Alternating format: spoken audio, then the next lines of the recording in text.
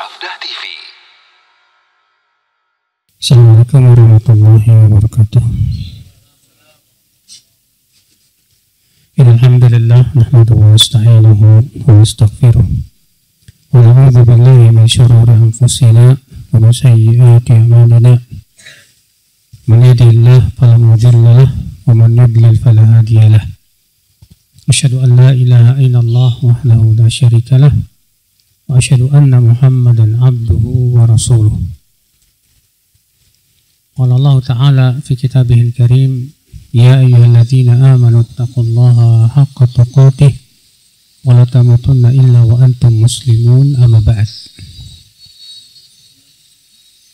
Ikhwata Islam, saudaraku seiman, kita melanjutkan kajian kita kitab Bahjatun Nadhirin Syarah Riyadhus Shalihin. Kita masuk hadis yang ke-44. Wa an Anas radhiyallahu anhu qala kana ibnun li Abi Talhah radhiyallahu anhu yashtaki.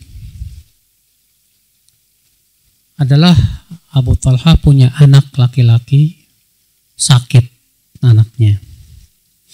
Fakharaja Abu Talhah.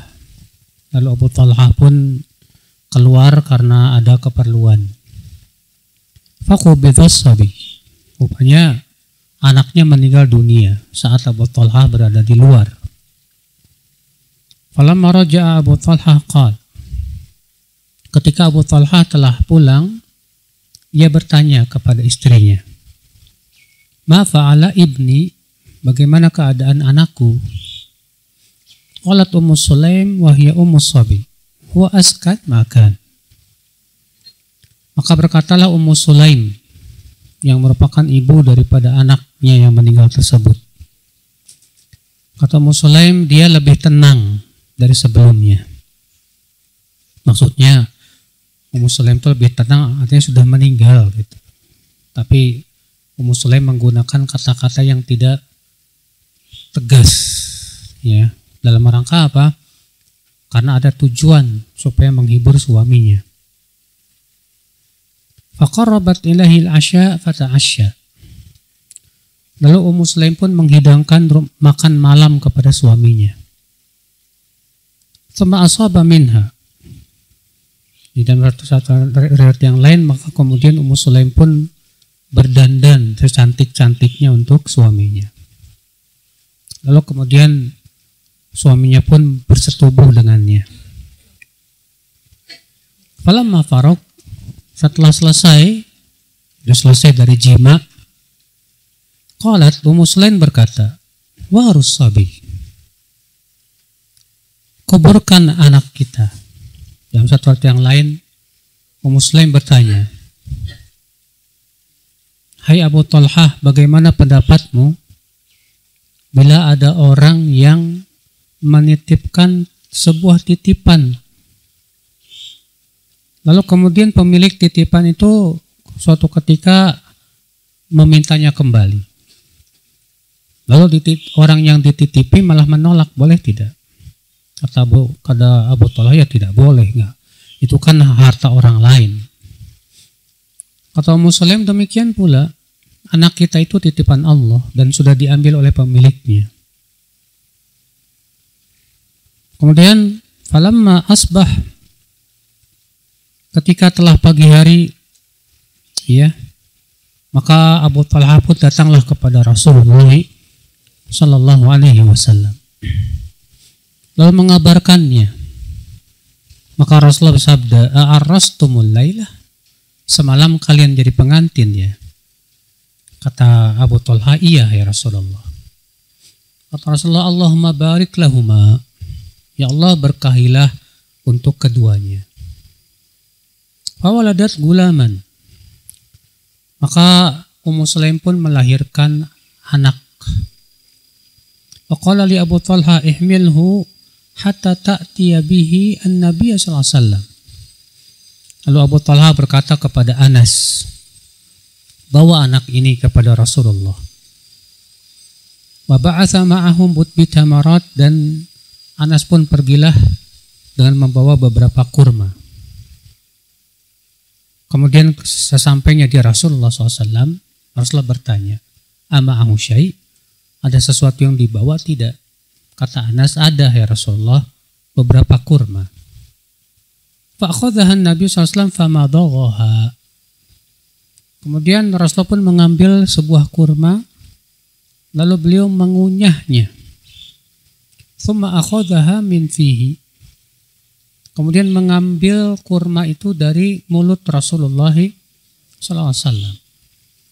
Faja'alaha fi sabi.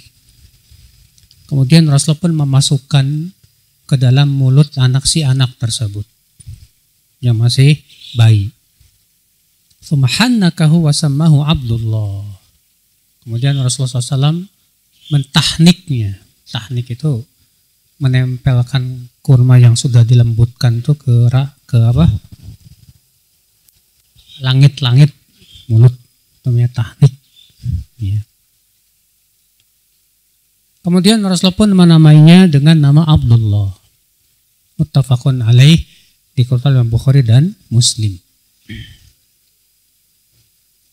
Dalam riwayat Imam Muslim dengan lafaz begini. Anak Abu Talhah meninggal, lalu ya Ummu Sulaim ibunya berkata kepada keluarganya, "Jangan kalian ceritakan dulu kepada Abu Talhah, biarkan aku sendiri yang akan menceritakannya." Ketika Abu Talhah datang, Ummu Sulaim pun kemudian menghidangkan makan malam. Lalu kemudian Abu Talhah pun makan dan minum. Kemudian Ummu Sulaim pun berhias dengan secantik-cantiknya. Sehingga kemudian Abu Talhah pun berjima dengan Ummu Sulaim. Ketika telah selesai, Abu Talhah Ummu Sulaim berkata, "Bagaimana kalau ada suatu kaum yang meminjamkan pinjaman mereka kepada suatu ahli bait, keluarga, kemudian mereka mau mengambil pinjamannya itu. Apakah mereka boleh menolaknya?" Kata Abu Talhah, "Tidak boleh." Kata Ummu Sulaim, "Fahtasib ibnak." Kalau begitu, berharaplah pahala terhadap anakmu. Anak-anakmu sudah meninggal dunia. Maka kemudian Abu Talhah pun marah. Lalu kemudian dia berkata, "Kamu biarkan aku sehingga ketika telah selesai berjima baru kamu kabarkan kepadaku." Kemudian pergilah ia di pagi harinya kepada Rasulullah SAW. Kemudian Rasulullah pun mendoakannya, "Barakallahu fi lailatikuma." Semoga Allah memberkahi malam kalian. Baik, dari hadis ini saudaraku seiman, kita ambil faidah. Faidah yang pertama, tazyinul mar'ah li zawjiha. Disyariatkan seorang istri berhias untuk suaminya. Jadi seorang istri itu jangan sampai di depan suami buapek. Jadi di depan suami gak bagus pemandangannya ya.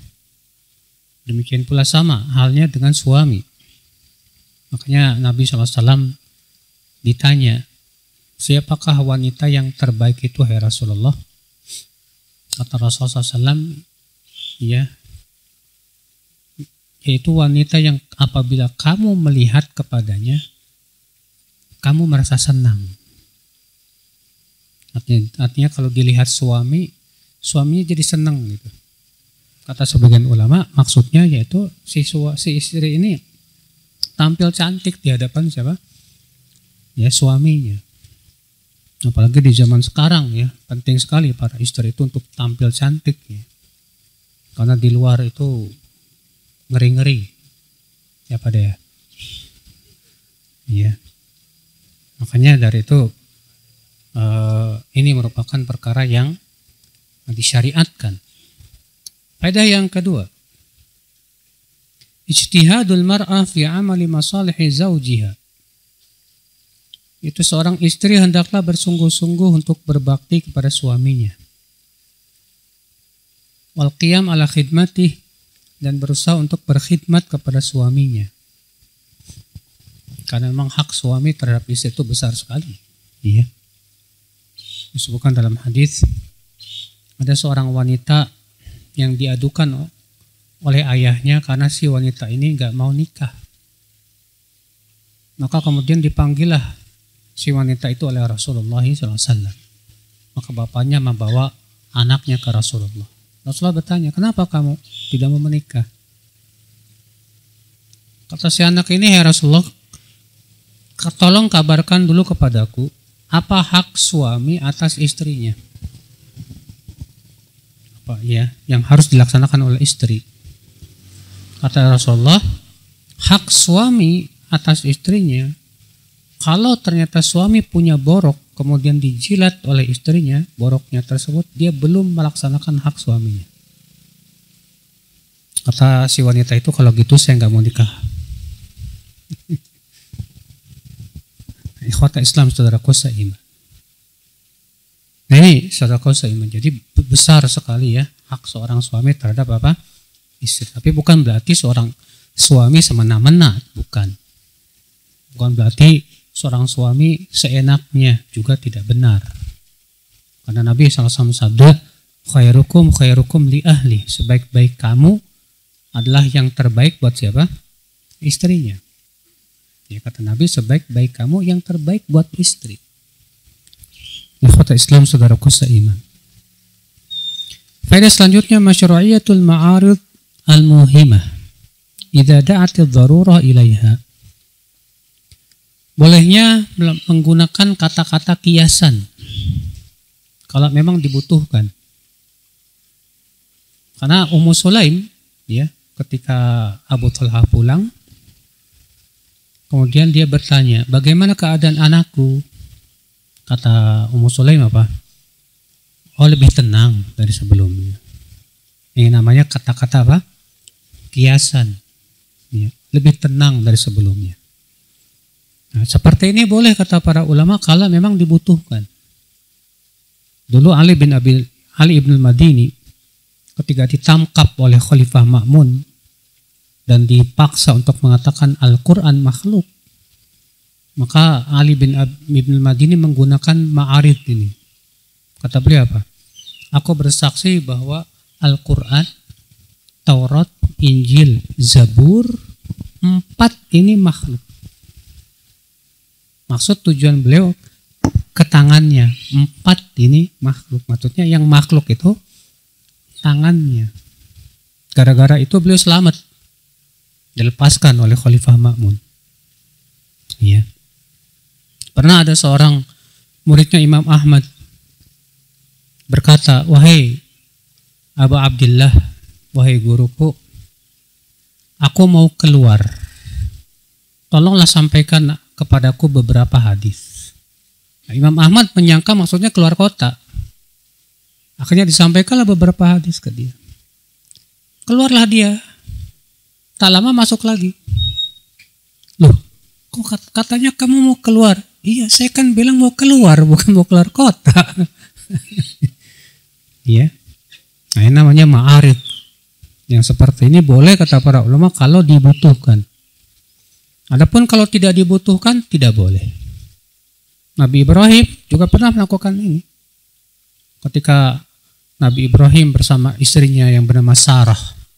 Dan Sarah itu adalah wanita tercantik di dunia. Ya.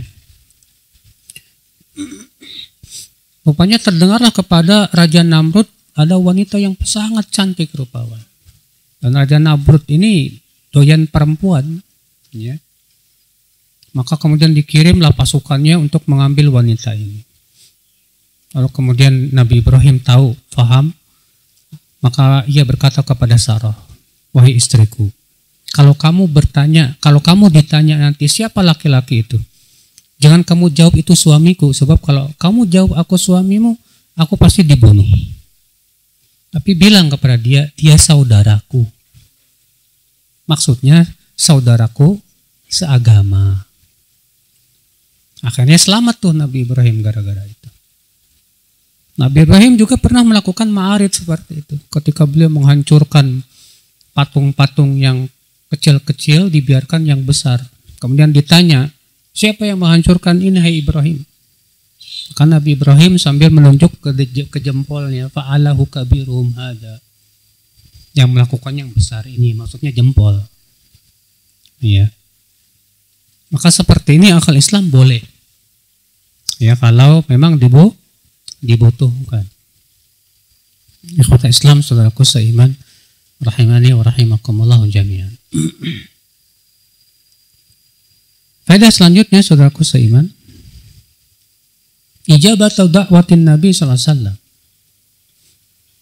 Diijabahnya doa Nabi sallallahu alaihi wasallam. Di mana Nabi mendoakan Abu Talhah supaya dibarokahi. Iya. Dan ternyata benar, Allah pun memberikan kepada Abu Talhah anak yang kemudian dinamai dengan Abdullah. Iya. Faedah selanjutnya, man taraka syai'an lillah awadahullahu khairan minhu. Siapa yang meninggalkan sesuatu itu karena Allah, berharap ya pahala dari Allah saja, maka Allah akan gantikan dengan yang lebih baik dari itu. Allah akan gantikan dengan yang lebih baik.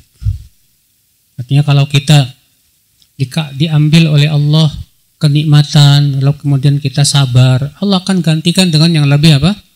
Baik dari itu. Asal sabar. Kalau kita nggak sabar, yaitu yang celaka. Iya. Faedah selanjutnya, saudaraku seiman, istihbabut tasliyah indal masaib anil musab. Disunnahkan menghibur orang yang terkena musibah.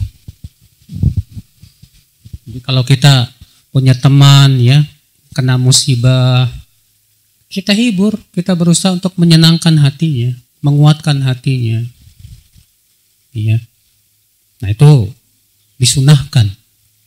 Karena memasukkan kegembiraan ke hati saudara kita sesama muslim itu adalah termasuk amalan yang sangat dicintai oleh Allah Subhanahu wa taala. Pada selanjutnya, minal umur allati tu'inu 'ala sabr ma'rifatul insani nafsah. Di antara perkara yang bisa membantu agar kita bisa sabar, yaitu seorang insan mengenal siapa dirinya. Bahwa dirinya adalah hamba Allah Subhanahu wa taala. Ya. Dan Allah Subhanahu wa taala memberikan kepada seorang hamba musibah bukan untuk menzolimi hamba, tidak. Makanya sebagian ulama salaf mengatakan apa? Tidaklah Allah mengambil nikmat dari seorang hamba kecuali karena Allah ingin memberi yang lebih baik dari itu. Ya. Artinya setiap musibah yang menimpa kita sebetulnya ada sesuatu yang Allah inginkan buat si hamba ini lebih baik lagi dari itu.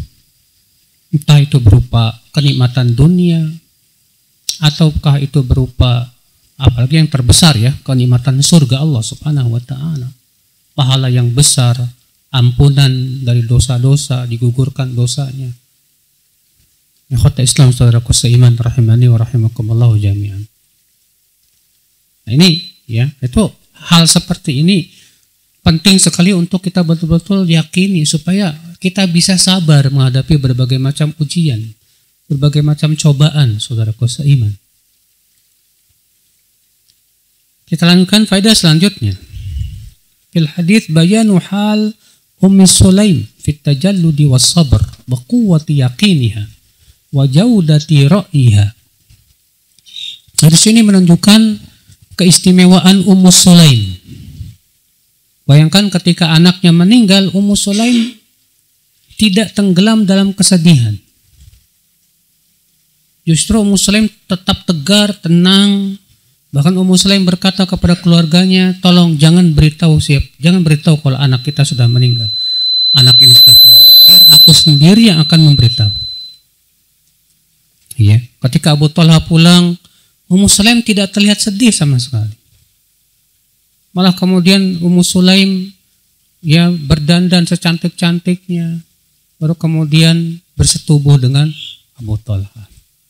Setelah selesai bersetubuh, baru Ummu Sulaim mengabarkan. Masya Allah. Ini kan menunjukkan kecerdasan siapa? Ummu Sulaim dan kekuatan dia, Masya Allah. Padahal siapa wanita yang tidak sedih ketika meninggal anak yang dia sayangi? Rata-rata pasti wanita itu kalau ditinggal mati anak pasti menangis. Pasti sangat sedih. Jangankan wanita yang lemah, bapaknya pun juga pasti juga ikut sedih. Tapi lihat Ummu Sulaim luar biasa sekali, Masya Allah. Ini membutuhkan kekuatan, keyakinan saudaraku seiman. Rahimani wa rahimakumullah jami'an. Ikhwata Islam, saudaraku seiman. Baik, kita masuk hadis berikutnya, hadis 45. An Abi Hurairah radhiyallahu anhu anna Rasulullah sallallahu alaihi wasallam qala laisa syadidu bis-sur'ah innama syadidu alladhi yamliku nafsahu 'indal ghadab muttafaqun alaih. Bukanlah orang yang syadid, yang kuat, yang hebat, adalah orang yang pandai bergulat, yang bisa mengalahkan orang dalam bergulat, ya. Akan tetapi orang yang hebat, yang kuat itu adalah yang bisa menahan dirinya saat marah. Diriwayatkan oleh Bukhari dan Muslim. Hadis ini kita ambil faidah ya kata Islam saudaraku seiman. Faidah yang pertama, taghyirul Islam limafhumil quwwatil jahiliyah ila akhlaqin karimah. Islam mengubah sebuah pemahaman jahiliyah, di mana orang-orang jahiliyah menganggap bahwa kekuatan yang hakiki itu kuat dalam fisik. Orang disebut hebat itu bisa mengalahkan orang ketika bergulat. Ini pemahaman jahiliyah, Pak. Ya. Dan sayangnya, kita lihat banyak kaum muslimin terkena pemahaman jahiliyah seperti ini. Mungkin di antara antum ada yang suka nonton UFC ya. Ya. UFC itu yang suka tinju-tinju itu, Pak. Dan qadarullah banyak orang-orang Islam yang masuk dalam kancah UFC dan menang. Padahal yang namanya UFC ya tahu sendiri, mukul wajah, nyakitin dia. Sementara Nabi SAW melarang untuk memukul wajah. Sudah gitu banyak teman-teman kita bangga lagi. Wah, katanya ini menambah kemuliaan Islam, menambah izah buat Islam. Kita katakan ya subhanallah. Bagaimana Islam akan menjadi izah dengan cara-cara yang diharamkan, saudaraku sekalian? Ini pemahaman jahiliyah. Kita tidak boleh bangga dengan hal-hal seperti itu. Maka Nabi SAW di sini memberikan pemahaman bahwa hakikat orang yang kuat itu bukan orang yang bisa mengalahkan orang lain saat bergulat, bukan. Tapi hakikat orang yang kuat itu adalah orang yang bisa menahan diri saat emosi, saat marah. Itu baru orang yang kuat. Lihat bagaimana Islam, bagaimana Nabi SAW mengubah pemahaman jahiliyah ya, kepada akhlakul karimah, akhlak yang baik. Faedah yang kedua, mujahadatun nafs wa imtilaku zimamiha asyad min mujahadatil adu. Menjihadi diri dan mengekang hawa nafsu itu lebih berat dibandingkan jihad melawan musuh. Banyak Pak, kalau berperang melawan musuh Pak, semua orang bisa. Tapi kalau untuk melawan diri sendiri, yang suka ngikutin hawa nafsu, menjihadi diri kita yang penuh dengan syahwat, itu paling berat sekali saudaraku sekalian. Makanya Nabi SAW ketika menyebutkan tentang hakikat mujahid siapa? Al-mujahidu man jahada nafsahu li ta'atillah. Hakikat orang yang berjihad adalah yang menjihadi dirinya untuk menaati Allah. Ya. Makanya Nabi kagum sama seorang pemuda yang tumbuh ya dalam ketaatan. Ketika Rasulullah menyebutkan tentang 7 orang yang Allah berikan naungan pada hari kiamat, di mana tidak ada naungan kecuali naungan Allah. Di antaranya siapa? Syabun nasya'a fi ibadatillah. Pemuda yang tumbuh dalam ibadah kepada Allah. Kenapa pemuda? Karena pemuda itu lagi kuat-kuatnya emosinya, syahwatnya, hawa nafsunya, ya. Tapi ketika dia bisa mengalahkan itu semua dan dia betul-betul gunakan untuk menaati Allah, ini hebat nih. Diacungin jempol ini. Kalau udah tua makan banyak yang udah sadar lah. Ya udah paham lah kalau dia bakalan mati besok, mungkin lusa kali, atau nggak tahu ya, udah bau tanah jika ya. Tapi yang masih muda ini Masya Allah. Maka dari itu saudaraku seiman, ini yang jihad yang terbesar, jihad yang merupakan dasar dari segala macam jihad adalah jihad melawan diri sendiri. Makanya kata sebagian ulama, orang yang selalu kalah oleh hawa nafsunya, tidak mungkin dia bisa menang melawan musuhnya. Siapa yang ingin menang melawan musuh, maka hendaklah dia menang melawan dirinya sendiri. Ikhwata Islam saudaraku seiman. Faedah selanjutnya, wujubul ibtiad anil ghadab. Wajibnya menjauhi marah dan berusaha untuk menahan amarah sebisa mungkin. Ada seorang laki-laki datang kepada Rasulullah SAW. Beliau berkata, "Ausini, hai Rasulullah, berikan aku wasiat dong." Kata Rasulullah, "La taghdab, jangan marah." "Tolong aku berikan wasiat lagi." Kata Rasulullah, "La taghdab, jangan marah." "Tolong berikan aku wasiat lagi ya Rasulullah." "La taghdab, jangan marah." Dia ngulang-ngulang lagi, Rasulullah ulangi itu lagi.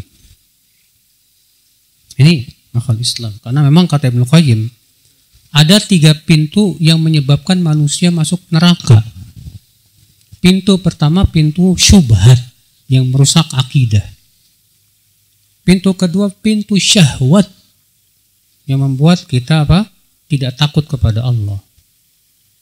Pintu yang ketiga, pintu marah yang membuat kita berbuat zolim kepada orang lain. 3 pintu ini yang membuat banyak manusia itu masuk ke dalam api neraka, saudaraku seiman. Ikhwata Islam saudaraku seiman. Faedah selanjutnya, al-ghadab sifatun basyariyah. Marah itu sifat manusiawi. Tansarifu bi umurin minha maskun nafs. Namun bukan berarti marah itu dilepaskan begitu saja, Pak. Marah itu harus dikontrol. Pakai R, Pade. Dikontrol. Ya. Tidak boleh dilepaskan begitu saja.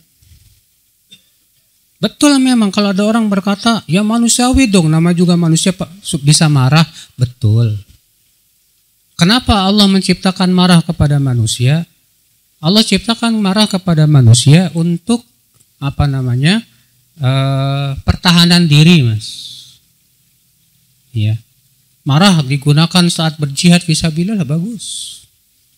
Marah saat digunakan untuk mempertahankan agama dan membela agama, bagus. Marah saat keharaman-keharaman Allah dilanggar, bagus. Namun tentunya tetap dikontrol semuanya. Ya. Supaya tidak berlebih-lebihan. Maka dari itulah saudaraku seiman, ya, sifat manusiawi itu bukan berarti semuanya dilepas, tidak.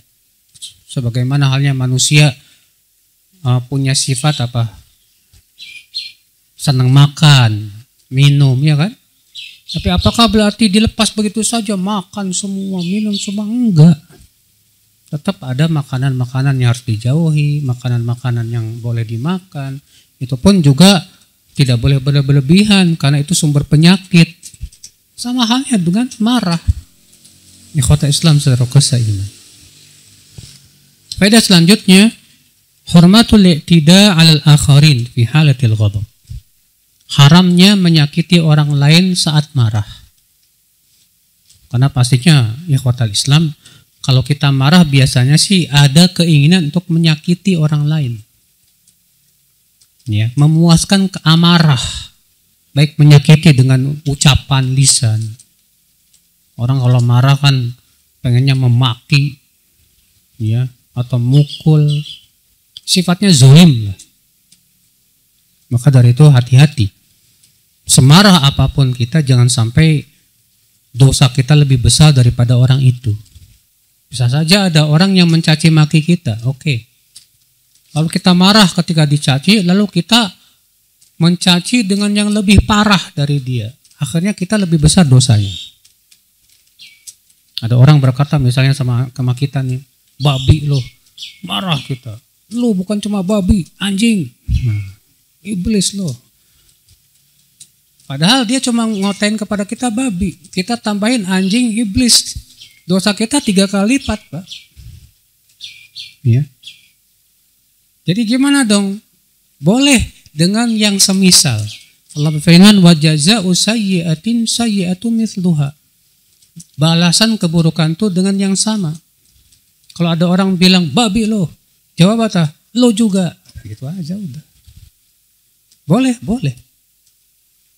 Faman afa waslaha, tapi kalau kita tidak menjawab, kita memaafkan dan berbuat baik, kata Allah, fa ajruhu 'ala Allah. Itu pahalanya besar di sisi Allah Subhanahu wa taala.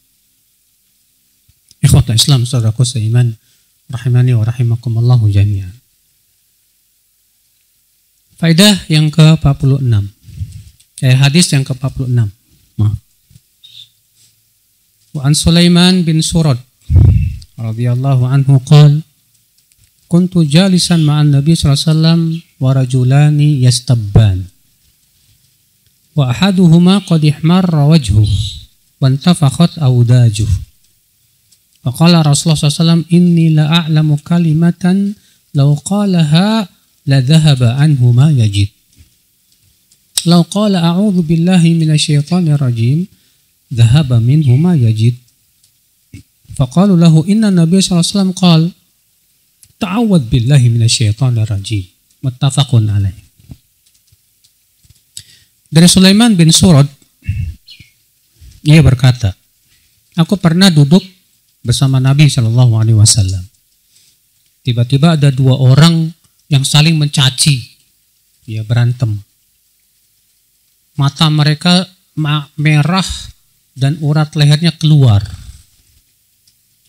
Maka Rasulullah SAW bersabda, sesungguhnya aku mengetahui sebuah kalimat kalau diucapkan oleh mereka berdua akan hilang kemarahannya. Andaikan mereka berkata a'udzu billahi minasyaitonir rajim, niscaya akan hilang kemarahannya. Maka mereka berkata kepada orang tersebut, kepada orang yang saling caci maki itu, berlindunglah kamu dari godaan setan yang terkutuk. Ya. Nah, di sini kita ambil faedah saudaraku seiman. Faedah yang pertama, hadis ini merupakan tafsir dari surat Al-A'raf ayat 200. Di mana Allah Ta'ala berfirman dalam surat Al-A'raf ayat 200, wa imma yanzaghannaka minasyaitani nazghun fasta'idz billahi innahu sami'un alim. Apabila kamu terkena gangguan setan, itu marah, maka hendaklah kamu berlindung kepada Allah. Sesungguhnya Dia Maha mendengar lagi Maha mengetahui. Jadi kalau kita kena gangguan setan, langsung kita ucapkan a'udzubillahi minasyaitonir rajim. Nah, di sini Nabi menafsirkan yang dimaksud dengan gangguan setan di sini yaitu apa? Marah. Karena marah itu dari setan memang. Setan tuh senang kalau kita marah. Sebab kalau kita marah, kita akan sangat mudah di otak-atik pikiran kita, Pak. Karena ketika kita marah kan tertutup tuh. Akal kita tertutup, nggak bisa mikir dengan apa? Dengan secara jernih. Akal Islam, saudaraku seiman. Faedah selanjutnya, as-sahabatu bashar. Para sahabat juga manusia. Yasduru minhum amma anhum ma ya'tari amatul khalqi minal ghadab. Di mana para sahabat karena manusia biasa juga ya bisa aja marah. Tapi hebatnya para sahabat ya, mereka langsung melaksanakan perintah Rasulullah SAW. Ya. Ketika mereka marah, saat disuruh ta'awud, langsung ta'awud. Ikhwata Islam, saudaraku seiman, rahimani wa rahimakumullah jami'an. Beda dengan kita. Kadang saat kita marah, kemudian disuruh dinasihatin, bertakwalah kamu kepada ta'awud. Kita malah menolak. Memangnya saya setan? Iya. Nah, ini nggak benar. Pada selanjutnya, hikmatul Rasul SAW fi da'wati ilallah. Hikmahnya Rasulullah SAW dalam berdakwah kepada Allah. Di mana Rasulullah SAW ketika melihat dua orang yang sedang marah, berantem, Rasulullah SAW membimbing mereka untuk mengucapkan kata-kata yang bisa menghilangkan rasa marahnya itu. Itu untuk berlindung langsung kepada Allah. A'udzubillahi minasyaitonir rajim. Faedah selanjutnya, istihbabun nushi lil akharin wa illam yatlubu. Disunnahkan kita memberi nasihat kepada orang yang kita lihat dia harus dinasihati, walaupun dia tidak minta kepada kita nasihat. Tapi kita melihat orang ini memang harus dinasihati. Iya. Misalnya antum melihat ada teman-teman kok sekarang udah jarang kelihatan di majelis taklim, ini kemana aja ini. Ternyata kerjaannya goes mulu. Ternyata kerjaannya naik gunung mulu, sampai lupa duduk di majelis taklim. Antum nasihatin itu. Akhi, antum hebat ya sekarang bisa naik gunung tapi nggak bisa datang ke majelis taklim. Ya, kasih nasihatin. Akhi, antum diciptakan oleh Allah di dunia itu bukan untuk naik gunung, akhi.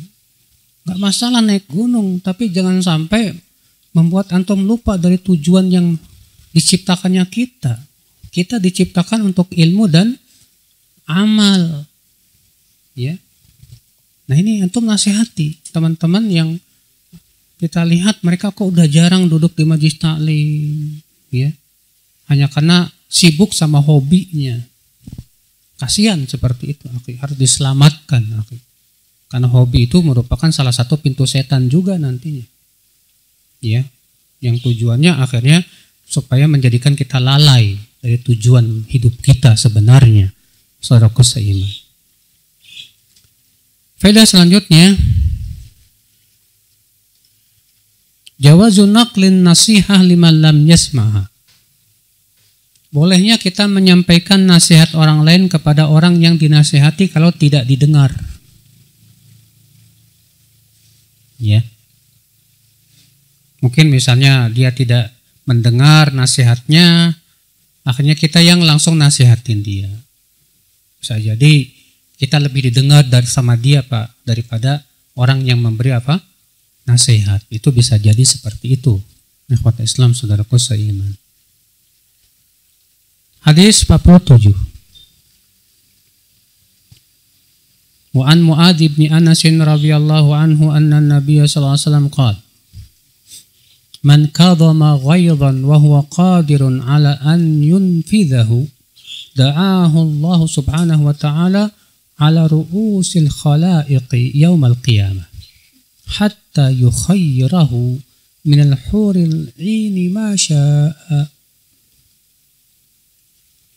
Dari Mu'adz bin Anas, semoga Allah meridainya, bahwa Nabi SAW bersabda, siapa yang menahan amarahnya, padahal dia mampu untuk melaksanakan amarahnya. Maka Allah akan panggil dia pada hari kiamat di hadapan seluruh makhluk, seluruh manusia. Sampai Allah menyuruh dia, silakan pilih bidadari surga yang kamu mau. Disuruh milih bidadari surga. Ya. Itu menentukan bidadari surga berarti kecantikannya berbeda-beda, Pak. Ya, sampai-sampai disuruh milih, silakan. Ya, bidadari surga yang kamu mau. Ikhwat Islam saudaraku seiman. Hadis ini kita ambil faidah. Al-hathu ala qadmil ghaib indal qudrah. Anjuran untuk menahan amarah. Dan itu termasuk sifat orang yang beriman, yang sempurna imannya. Allah berfirman dalam surat Ali Imran, wal kadhiminal ghaidha wal 'afina 'anil nas wallahu yuhibbul muhsinin. Dan orang-orang yang senantiasa menahan amarahnya dan memaafkan manusia, dan Allah cinta kepada orang-orang yang selalu berbuat ihsan. Ya. Lihat orang yang selalu menahan amarah disebut oleh Allah dia termasuk orang yang muhsin, berbuat ihsan, Masya Allah. Itu menunjukkan bahwa ini sifat yang luar biasa di sisi Allah Subhanahu wa taala, ya akhal Islam. Faedah selanjutnya, yu'taddu biqimatil afwi indal qudrah ala intisar. Memaafkan itu pahalanya besar sekali saat kita mampu untuk balas dendam. Saat kita mampu untuk balas dendam tapi kita tidak laksanakan, itu lebih besar pahalanya dibandingkan kita tidak mampu untuk balas dendam. Ya. Makanya Rasulullah SAW ketika telah Fathu Makkah, menguasai kota apa? Makkah. Rasulullah sangat mampu untuk balas dendam terhadap orang-orang yang menyakiti beliau. Tapi apa yang terjadi? Rasulullah SAW bersabda kepada orang-orang musyrikin itu, idhabu fa antumut thalaqa, pergilah, kalian telah dimaafkan. Ya. Subhanallah, itu menunjukkan akan Rasulullah SAW sangat pemaaf orang. Syekhul Islam Ibnu Taimiyah yang dicela sama Bang Udin itu, ya. Beliau orangnya luar biasa pemaaf sekali. Pernah suatu ketika beliau dipukuli oleh ahli bid'ah. Dipukuli oleh ahli bid'ah. Sampai babak belur. Terdengarlah kepada sultan bahwa beliau dipukuli. Maka dikirimlah pasukan untuk apa? Menangkap orang-orang yang memukul Ibnu Taimiyah. Apa yang terjadi? Ya, rupanya yang mukuli ini ketakutan. Datang ke Ibnu Taimiyah, Ibnu Taimiyah berkata, "Udah kalian sembunyi saja di rumahku." Sembunyinya di rumah Ibnu Taimiyah. Padahal mereka yang mukulin Ibnu Taimiyah. Kemudian Ibnu Taimiyah datang ke sultan, "Wahai sultan, ya, sesungguhnya Allah Maha Pemaaf, maafkan mereka. Dan aku sudah memaafkan mereka." Masya Allah. Kira-kira kalau kita gimana, Mas? Digituin. Habisin aja tuh, penjara sekalian. Kurang ajar mereka. Subhanallah.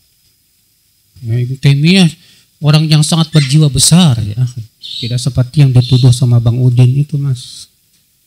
Beliau ulama yang luar biasa, dipuji oleh banyak ulama. Tapi ya pastilah ya, orang-orang yang tidak suka akan berusaha cari-cari apa? Ya kesalahan. Ya, merendahkan derajat dan yang lainnya. Dan itu tidak akan membahayakan Ibnu Taimiyah sama sekali. Akhal Islam saudaraku seiman. Hadis berikutnya, nomor 48. An Abi Hurairah radhiyallahu an anna rajulan qala lin Nabi sallallahu alaihi wasallam, "Awsini." Qala la taghdab. faraddana miraran faqala la taghdab. Rahul Bukhari. Dari Abu Hurairah, semoga Allah meridainya, bahwa ada seorang laki-laki berkata kepada Nabi SAW, berikan aku wasiat, hai Rasulullah. Kata Rasulullah, jangan marah. Lalu ia mengulangi lagi, berikan aku wasiat. Kata Rasulullah, jangan marah. Dia ulang-ulangi lagi, Rasulullah mengulang-ulangi. Ya, dari Imam Bukhari dan sahihnya. Baik, dari hadis ini kita ambil faidah, akhi. Faidah yang pertama, kata Syekh Salim, i'ta'un nasihah wa badluha liman talabaha bal haqqun lil muslim ala akhihi. Memberi nasihat kepada orang yang memintanya adalah hak seorang muslim. Artinya kalau ada orang datang ke kita minta nasihat, sudah hak dia untuk kita kasih nasihat. Walaupun cuma satu kata, ittaqillah, enggak masalah. Akhi, tolong dong kasih anak nasihat. Ya, nasihatannya cuma satu, akhi, buat antum apa? Takwa, udah, enggak masalah. Bahkan itu sebaik-baik nasihat. Ya. Faedah selanjutnya, fitakririn nasiha manfaatun lil mansuh. Mengulang-ulang nasihat yang sama itu manfaat untuk yang diberi nasihat, supaya dia paham, ya. Karena kalau sekali saja bisa jadi dia lupa, tapi saat diulangi lagi, akhirnya dia ingat terus itu. Oh, itu nasihat yang harus dia pegang. Faedah selanjutnya, idhamu mafsadatil ghadab wa ma yansha'u anhu. Besarnya bahaya marah. Besarnya bahaya apa? Marah. Dan akibat yang ya terjadi akibat marah itu besar juga. Maka dari itu Islam yang menganjurkan kita untuk tidak marah, menahan amarah. Hadis selanjutnya, faedah selanjutnya, bahwa marah ada dua macam. Yang pertama, al-ghadabul madmum, marah yang tercela. Apa itu marah yang tercela? Kata beliau, maka nafi umuri dunia, marah karena dunia. Contoh, usaha kita disaingi sama teman kita, ngambek. Kita ini dagang kelontong, tahu teman kita di samping kita jualan kelontong lagi. Langsung marah, ngambek, kurang ngajar ini, nyaingin saya ini. Seperti ini bukan marah karena Allah, ini marah tercela. Ya,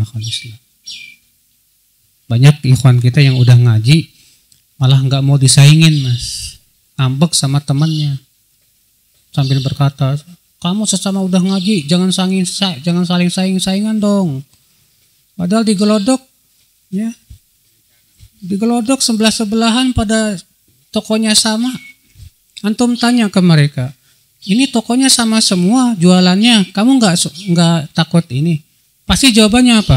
Rezeki udah diatur, mas. Padahal terkadang mereka bukan muslim loh, bukan muslim. Ini udah berjenggot, jenggotnya udah 2 meter lah, udah cukup 4.000 hadis harusnya kan. Bercadar lagi terkadang, melihat ada saingan, Pak. Ternyata saingannya udah ngaji juga, tuh, langsung diancam. Ya. Dan itu terjadi betul. Ini kayak ginian nggak benar. Seharusnya kalau kita ngelihat ada teman kita nyaingin kita, datangin dan bilang, Masya Allah, antum jadi partner ana yuk, kita berpartner aja. Jangan saling bersaing-saing, jangan saling menjatuhkan.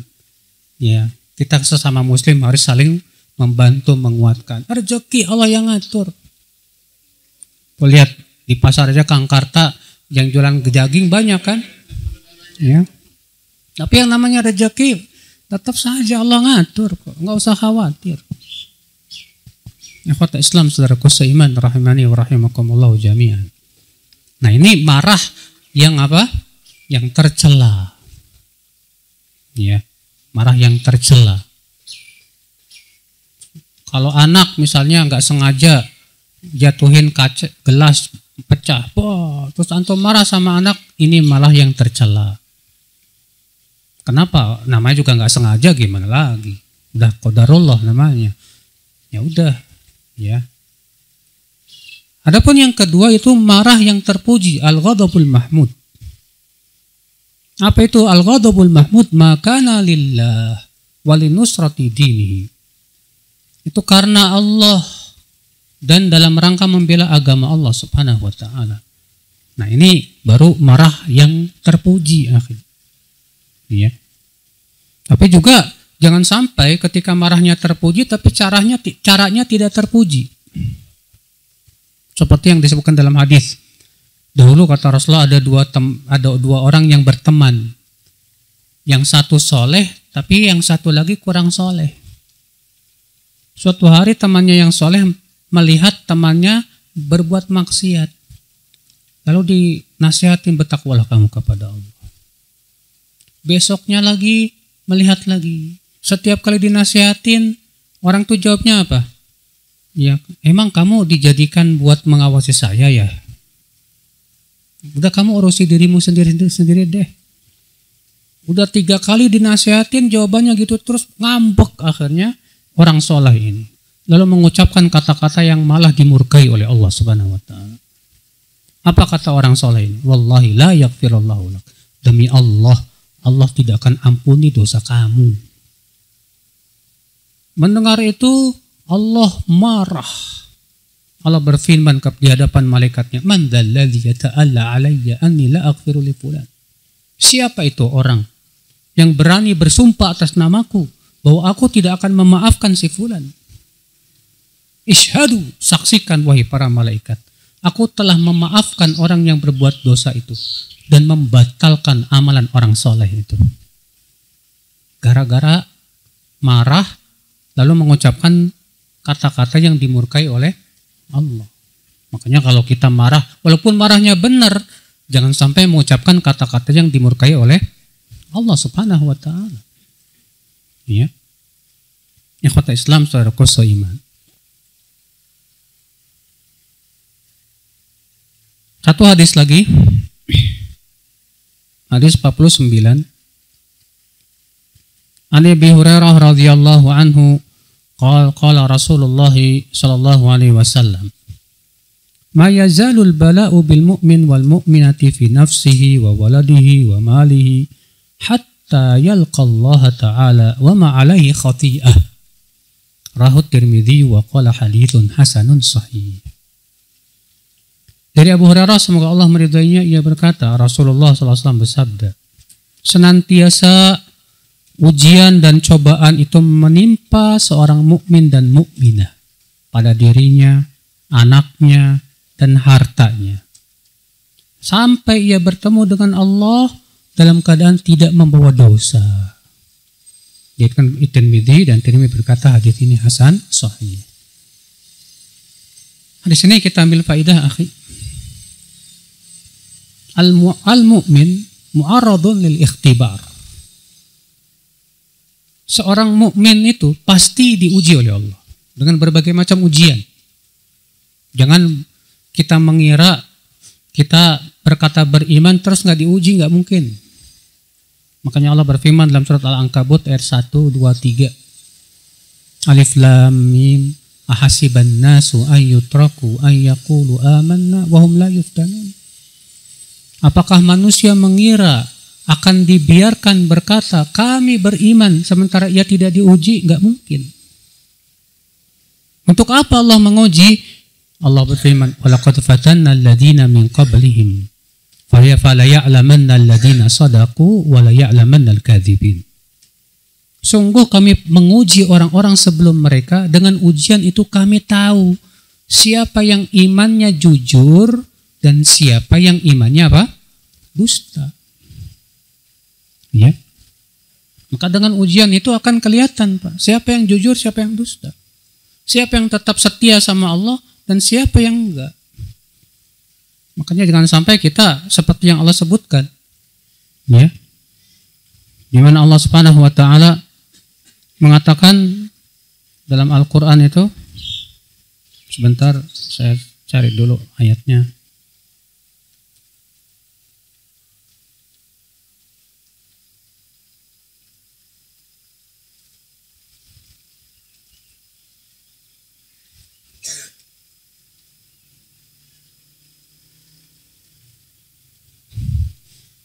Allah Subhanahu wa taala berfirman dalam surat Al-Hajj ayat 11. Wa minan nasi may ya'budullaha 'ala harf. Fa in asabahu khairun yatma'anna bi. Wa in asabatu fitnah inqalaba 'ala wajhihi khasira ad-dunya wal akhirah. Di antara manusia ada yang beribadah kepada Allah itu di pinggir jurang, di tepi jurang. Bagaimana maksudnya tepi jurang, Mas? Allah menjelaskan di sini. Jika ia dikasih kenikmatan, itma'an nabi, imannya mantap. Jadi imannya mantapnya saat dikasih apa? Wa in asabatu fitnah, tapi kalau dikasih ujian, inqalaba ala wajhi. Dia malah apa? Berbalik. Ya, berubah. Khasirad dunya wal akhirah, kata Allah, orang ini merugi di dunia dan akhirat.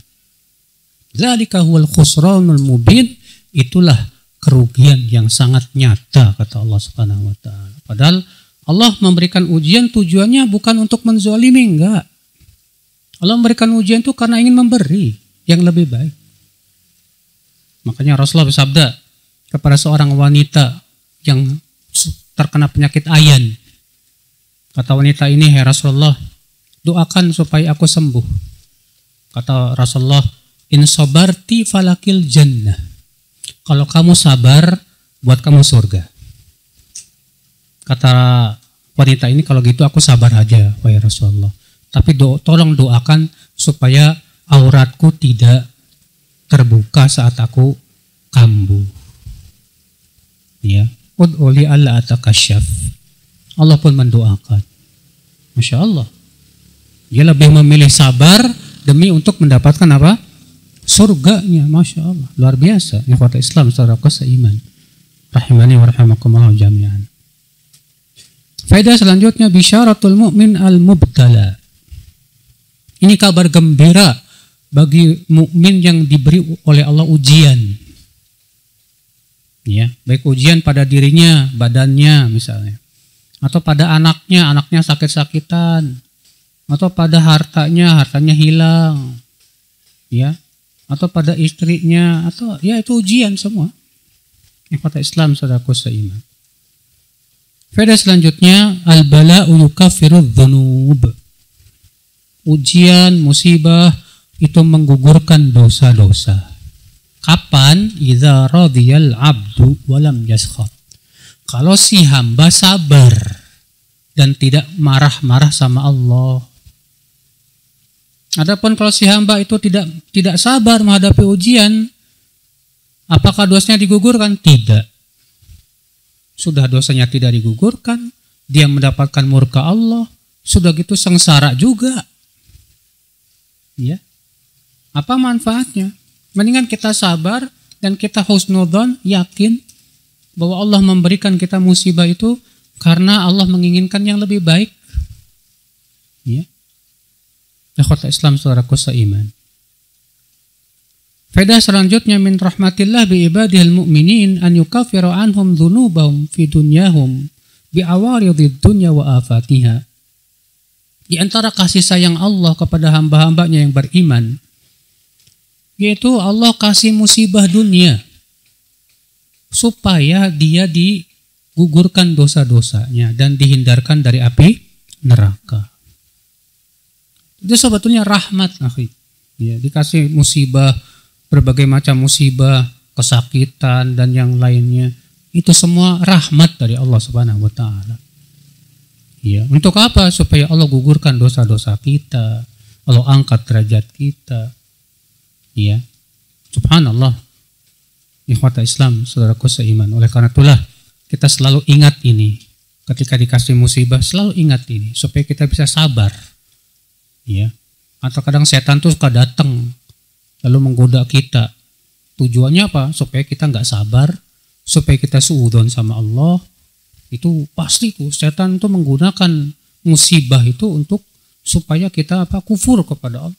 Setidaknya suudzon kepada Allah Subhanahu wa taala.